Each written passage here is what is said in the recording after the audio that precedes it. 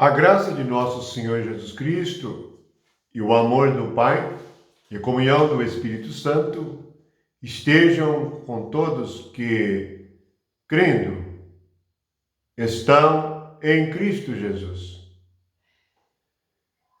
A realidade da vida de um filho de Deus. Quando os discípulos pediram Jesus para ensinar a eles a orar, Jesus lhes ensinou a respeito do Pai que está no céu. Portanto, o que é um filho de Deus? E o que é um Pai que está no céu? Se o céu é o ambiente do Pai, qual é o ambiente do Filho de Deus? Todos os cristãos, em todas as eras, ouviram esta frase e a repetiram. Pai nosso que está no céu, santificado seja o seu nome. Maravilhoso é que alguém aqui na terra possa dizer, Pai nosso que está no céu. É triste que milhões de pessoas apenas repitam esta palavra, mas nunca meditem no seu significado. Você já meditou no significado de um pai e no significado de um filho? Quando Jesus ensinou a orar, ele não nos ensinou a repetir mecanicamente o que está escrito no Evangelho, que é a oração chamada de Pai Nosso. Primeiramente, o Pai é nosso. Jesus não ensinou a orarmos, meu Pai que está no céu. Veja que no livro de Mateus, nós temos no capítulo 6 e no versículo 9, escrito assim, Pai nosso que estás nos céus, santificado seja o teu nome. Olha, quando nós, como filhos de Deus, crescemos no Espírito, porque estar no céu significa no ambiente onde Deus reina, onde Deus governa, onde a vida de Deus impera. Estar salvo é estar nesta vida, ter a vida de filho de Deus, é estar nos céus. Você não pode se dirigir a um pai, a menos que você esteja no mesmo lugar do que ele.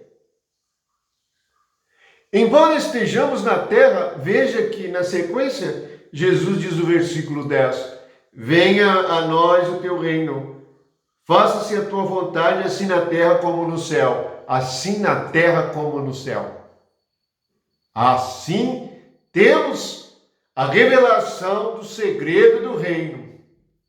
Assim na terra como no céu, é que nós que estamos aqui na terra, fazemos a vontade de Deus como no céu. Então o céu está conosco na terra. E o nosso Pai está presente e nós podemos falar com Ele a respeito de tudo.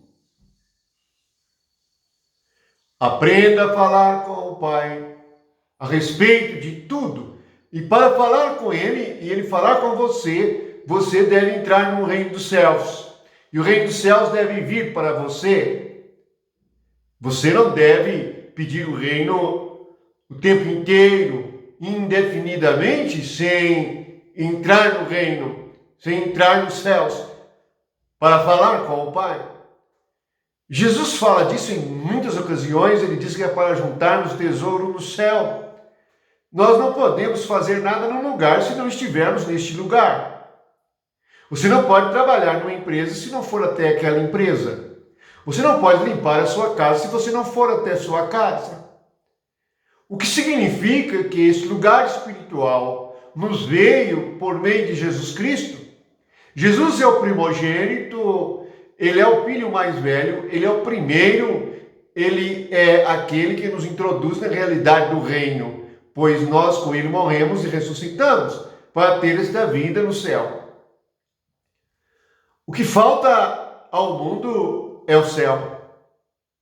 O mundo está cheio de si mesmo e os homens buscam se divertir, se distrair e buscam viver a vida da carne, mas é uma vida morta, sem sentido, sem alegria verdadeira, sem paz, sem amor, sem misericórdia. O homem até mesmo vê o seu próximo como seu inimigo a ser combatido. Veja que o homem carnal vê o próximo como inimigo a ser combatido. E se alguém não concorda e não se conforma com a vontade dele, com aquilo que ele quer, ele o vê como seu inimigo. O amor é o sentimento de filho de Deus. Por isso Jesus disse que os seus discípulos serão conhecidos pelo amor. Os discípulos de Jesus e os filhos de Deus não serão conhecidos por frequentar um templo, por assentar-se numa cadeira, por cantar hinos. Não serão conhecidos por pregar em grandes sermões. Não serão conhecidos por pregar a palavra. Não serão conhecidos por expulsar demônios. Pelo contrário, Jesus diz que naquele dia muitos estarão fora do reino porque praticaram as coisas segundo a carne, praticaram o pecado, mesmo expulsando o demônio e pregando a palavra. Leia, está aqui no Evangelho de Mateus.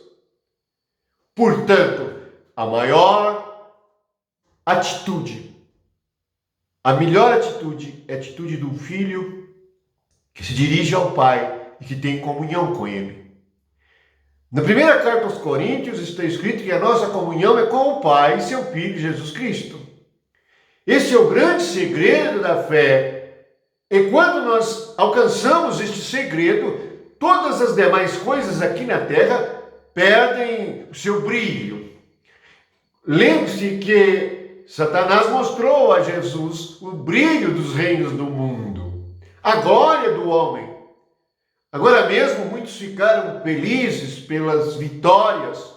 Podem ser vitórias profissionais, podem ser vitórias políticas, podem ser vitórias na vida financeira. Alguém pode ficar muito satisfeito porque ganhou 50 milhões de reais numa loteria. Mas veja que daí a pouco ele estará num túmulo e não levará nada dos seus 50 milhões. Portanto, esta é uma vitória passageira. E aquilo que passa não traz alegria permanente. Mas o reino do céu traz alegria permanente. Traz paz permanente. Traz vida eterna. Isto é riqueza, isto é verdade, isto é realidade. Portanto, aqueles que riem quando se prega o Evangelho, aqueles que se escondem quando se prega o Evangelho, aqueles que não podem ouvir a palavra da verdade ou não a compreendem, não percebem o Pai que está no céu. E muitos são religiosos que aprenderam maquinalmente a repetirem simplesmente uma letra, uma linguagem. Nunca penetraram no mistério do reino, nunca penetraram na filiação divina. E nunca ouviram uma resposta do Pai. Você, como filho de Deus, tem que ouvir uma resposta do seu Pai. Deus não é verdadeiro? Ou você vai esperar seu corpo fenecer, o seu corpo falecer, para entrar na eternidade sem saber nada a respeito do Pai, que é Deus? Portanto, seja feita a sua vontade, assim na terra como no céu.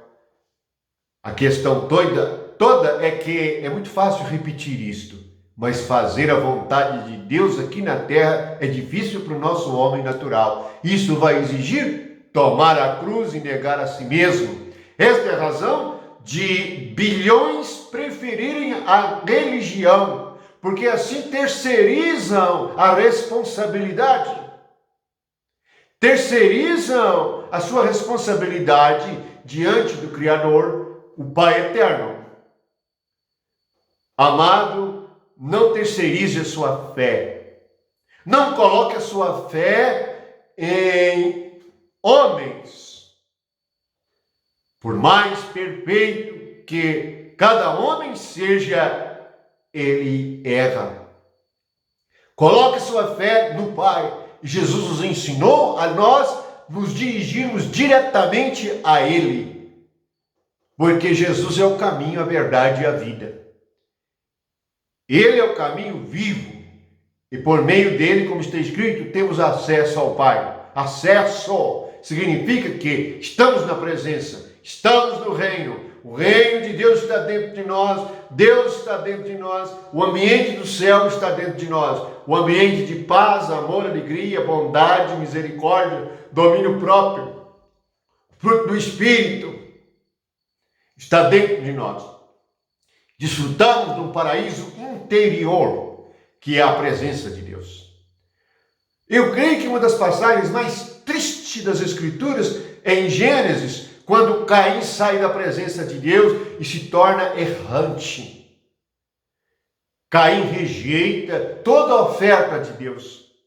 Deus vai sempre de encontro a ele, mas ele rejeita e sai da presença de Deus. Creio que este é o fato mais triste da história do homem. Não ter a presença do Pai. O Pai espiritual. E como está escrito em Hebreus, como não nos sujeitaremos ao Pai espiritual? Se nós sujeitamos aos pais terrenos, como não nos sujeitaremos ao Pai eterno? Quão grande amor tem Deus por nós em nos chamar de filhos. Bendito seja o Espírito Santo, que nos deu entrada a esta graça. É graça maravilhosa nós falarmos com o Pai a respeito de todas as nossas questões aqui na terra. Todas as coisas que nós temos que decidir. O problema é que a grande maioria religiosa está decidindo sozinho. Por isto, as coisas estão erradas. Os filhos estão em caminhos errados. O casamento fica errado. A família está errada, porque o coração está errado. A mente está errada. Não há céu, não há direção, não há revelação, não há luz. Não há equilíbrio psicológico. Não há equilíbrio psicológico para corrigir os filhos. Não há sabedoria para lidar um com o outro. O que há é discórdia, divisão, luta. Uns contra os outros, sempre. Portanto, Pai nosso que está no céu, e nós que estamos no céu, com Ele, por meio do Espírito de Cristo, nos dirigimos a Ele e damos graças pelo reino que veio. Pelo reino que veio para o nosso homem interior. E assim temos as riquezas de Cristo, riquezas insondáveis de amor, paz e alegria no Espírito Santo. Esta vida que recebemos é a vida de Jesus. Eu sou a ressurreição e a vida. E é nesta vida que nós falamos e damos testemunho que o reino que nós pedimos, que Jesus nos ensinou a orar, isto é, clamamos e Ele nos deu o reino, porque agora podemos pela fé fazer a vontade de Deus aqui na terra. A grande pergunta que você deve fazer na igreja e na reunião da igreja é: esta é a vontade de Deus? Quando você pega um instrumento para tocar, você deve perguntar: esta é a vontade de Deus? Foi Deus que falou com você para fazer as coisas desta maneira? Ou você está fazendo porque você gosta? Porque você ama ser e fazer do jeito que você quer? É a vontade.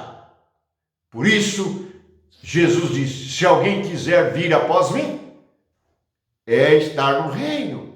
É onde Jesus está. Toma sua cruz a cada dia e negue a si mesmo. É para negar a si mesmo. Não é para fazer o que gosta na igreja. Portanto, vamos meditar no significado de dizermos: Pai nosso que está no céu, seja feita a sua vontade aqui na terra. Que a graça de Deus e o amor de Jesus Cristo esteja com você.